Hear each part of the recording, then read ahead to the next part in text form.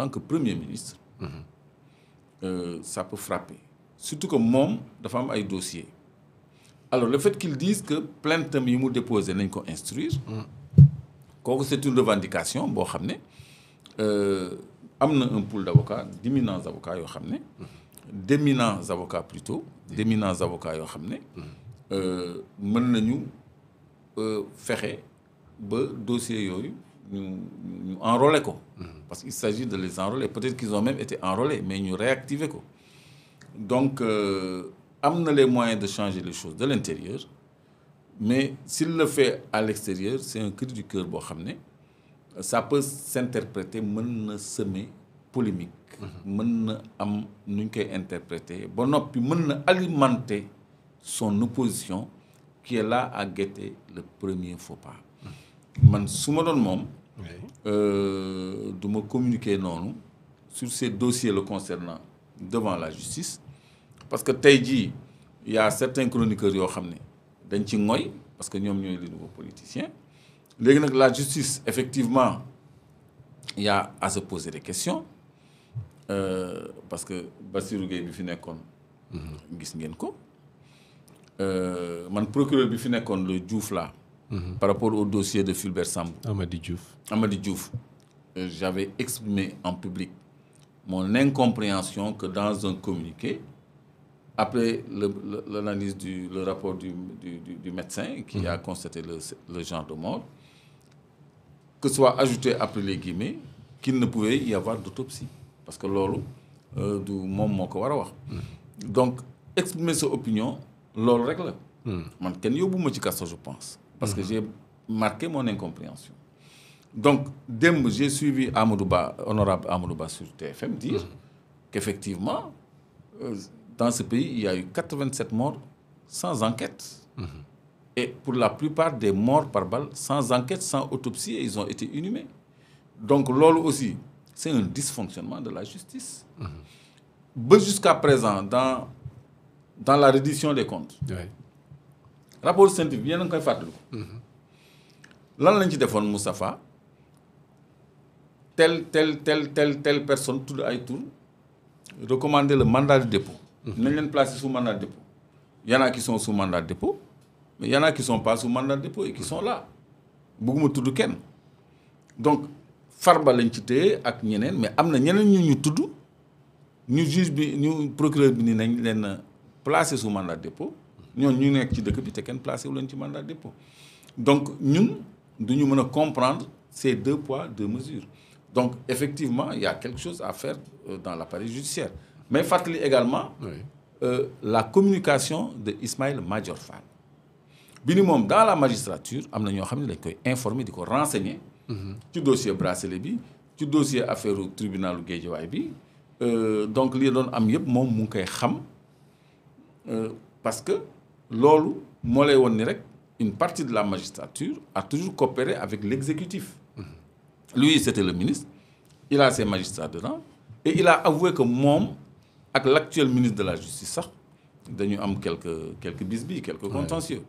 Donc le fait que mu admettre que dans la magistrature am na ñu koy renseigner ci les affaires en cours, loolu mooy la ça veut dire qu'il y a une connivence.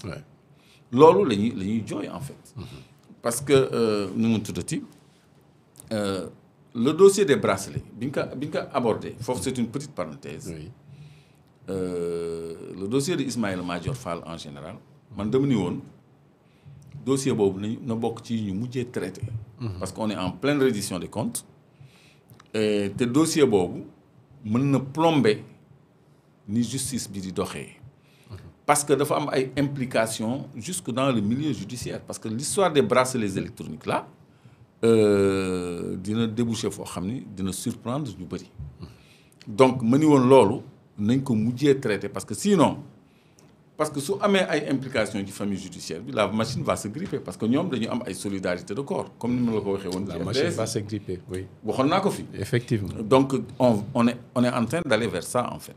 Parce que Ismaïla Madior, on a mis Sophie Gladima sous mandat de dépôt, mais les faits reprochés à Ismaïla Madior sont beaucoup plus graves.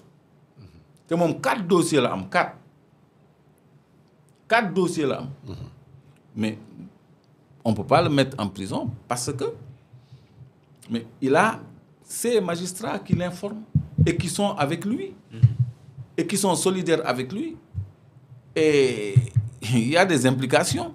Il y a l'ex-ministre de la Justice, Aïssata Tall Sall, boo xam ne moom dafa ni moom bu ñu ko naree indil problème Aïssata Tall dina ñëw témoigner loolu wax la ci biir wax. parce que kooku ay goroom jëkkëru doomam yi ñoom ñoo jaay bracelet électronique yi la société Colombe. Mais oui, Moustapha, tu me regardes avec de gros yeux, ça, tu le sais, non? Si. Mais pourquoi tu me regardes avec de gros yeux, ça? Tout le monde le sait. Donc, nous avons fait faveur beau. Donc, y a, les images sont là, les vidéos de l'inauguration, des échanges avec Ismaël Madior Fall et tout. Donc, justice, mais c'est vrai, il y a un problème. Un dossier, dossier politique qui fait traité, c'était de façon tendancieuse. Des décisions de justice, nous refuser cette application, qui a fait le juge de Ziguinchor là. Ouais. Hein? Sabassi Faye. On a refusé d'appliquer ces décisions. On a refusé de respecter l'autorité de la chose jugée. Donc, lolo, fii la jaar quand même. Donc, c'est vrai qu'il y a des pesanteurs dans la justice. Mais nous avons une réforme. Et c'est tout le sens de certains magistrats, de la plupart des magistrats, qui ont demandé au président de la République de mu conseil supérieur de la magistrature.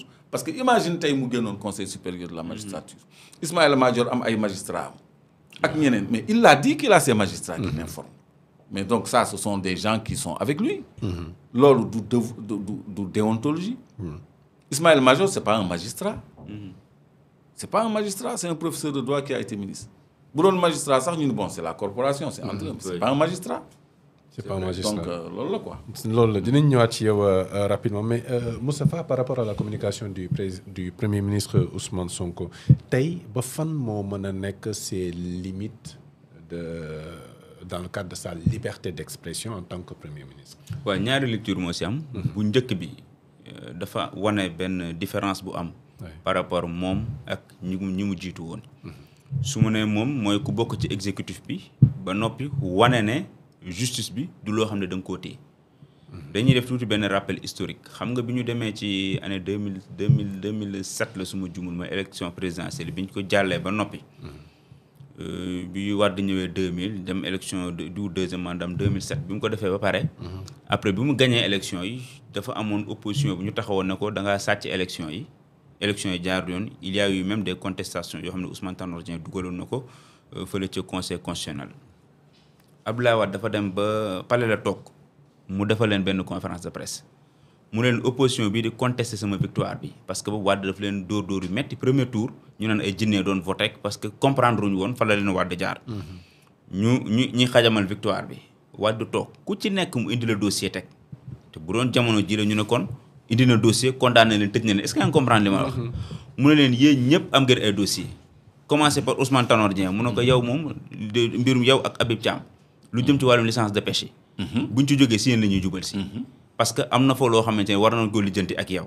da nga bëgg kii foofu. non je te confirme ça. voilà mu ne leen li jëm ci licence de pêche war ngeen koo lijjanti. mu dem ne Moustapha Niasse sa kër gi ñu la jaay ci corniche fii 11 millions lañ la ko jaayee nga war ko fay ci 19 mois.